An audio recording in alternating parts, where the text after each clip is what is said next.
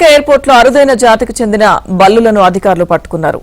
6 నీలం 4 రంగు కలిగిన బల్లులను పార్సిల్ ద్వారా థాయిలాండ్ నుంచి తరలిస్తున్నట్లు అధికారులు గుర్తించారు.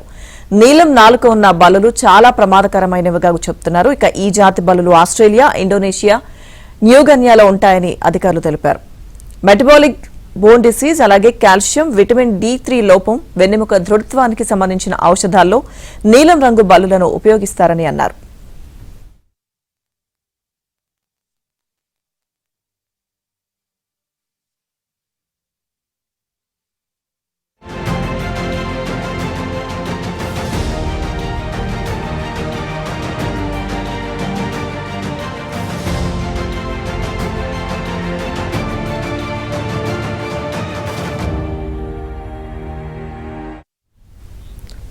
విశాఖ ఎయిర్పోర్ట్ లో అరుదైన జాతికి చెందిన బల్లులను అధికారులు పట్టుకున్నారు. 6 నీలం 4 రంగు కలిగిన బల్లులను పార్సిల్ ద్వారా థాయిలాండ్ నుంచి తరలిస్తున్నట్లు అధికారులు గుర్తించారు.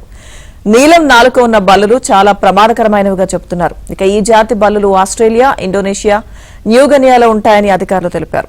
మెటబాలిక్ బోన్ డిసీజ్, అలాగే కాల్షియం, విటమిన్ D3 లోపం, వెన్నెముక దృఢత్వానికి సంబంధించిన ఔషధాల్లో నీలం రంగు బల్లులను ఉపయోగిస్తారని అన్నారు.